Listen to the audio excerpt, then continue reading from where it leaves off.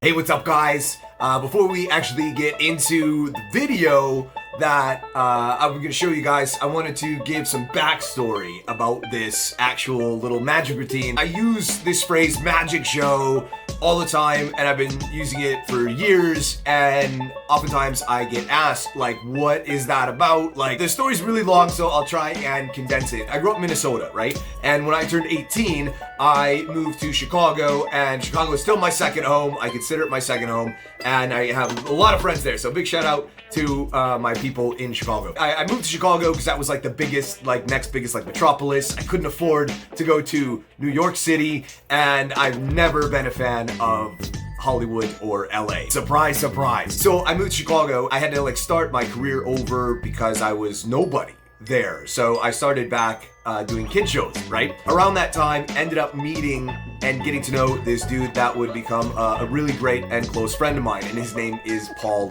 Lee. Paul was like the king of the magicians in that Chicagoland area, the guy that was always working, always had like a full schedule, and for a guy that did so many shows and was like the number one like family magician entertainer in the area, he had like this Krusty the Clown voice, like raspy voice like this, you know, and so add like a Chicago like accent to it, and it's like I get to know Paul, and he would always answer his phone by not saying like, "Hi, you've reached the magic of Paul Lee and company." He would pick up the phone and just say "magic show" like that to answer his phone, and so when people were calling to book a magic show, that's how he would answer his phone. So me and other friends that we all were mutual friends together, we would kind of like joke about how Paul just says like "magic show," and he had a bunch of other little phrases in his show that we would, you know, make fun of him for, but it was just kind of a joke that we all had. I started using magic show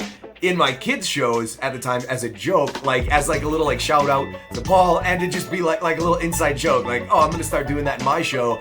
And that was sort of my like abracadabra or my ta-da that I would do with the kids' shows that I was doing, and it worked. And so it just kind of stuck, and I was doing that for a long time. So that was one thing that like I kind of took as like a joke from Paul. There was another thing, actually more importantly, that Paul gave me, and he was very giving. He gave this to many magicians in the area. Paul was really known for doing this one trick that was called water and newspaper. Nobody did it better than Paul. He did it all over the place all the time, and he taught me how he did it so that I could put it in my kid shows. Fast forward several years later, I moved away from Chicago. I performed in Vegas, and I'm doing my own off-Broadway show at a place called Times Square in New York City, and I started throwing the magic show thing into my live shows. I started just kind of sprinkling it in as like a secret code, like thank you to Paul. There's lots of little things hidden in my show where like if you know what to look for, you know that that's actually like an Easter egg or like a shout out to somebody else. There's actually more going on in my show than what's just happening on the surface. Unfortunately, Paul got diagnosed with cancer. I was on tour with a company, and I could not get away from the company to get away to say goodbye and try to attend the funeral, which is something that I had expressed that I wanted to do. So I feel, and I've always felt like I missed out on that. So since then, I've aggressively used the phrase magic show in my shows and in all the time in everyday kind of life, I guess, because that's, like I said, sort of my shout out to Paul. With all that being said, that's the backstory. And a few years ago, when I was putting together one of my latest tours to go overseas with and tour again in Germany, I wanted to do something that was sort of more like heartfelt but true. You know, a lot of guys tell like stories with magic and it's just scripted like a movie and it's not real. Even though Paul was like this sort of, you know, scruffy dude with a cigarette, had this Krusty the Clown voice. We couldn't be any different because like Paul was like this very classic magician. You can see Paul was like, you know, tails. I have one of those poopy shirts of his, by the way, and a pair of his pants. And I used to have one of his jackets. We would trade clothes sometimes. And even though, like, Paul was this classic dude, one of his favorite bands, and this is something some of us as friends kind of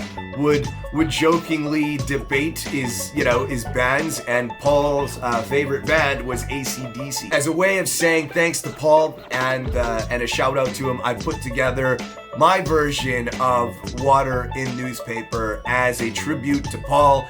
I can't do it as well as Paul does it, but hopefully you'll enjoy it along with a little bit of AC/DC that I found. Enjoy Water in Newspaper, Magic Show.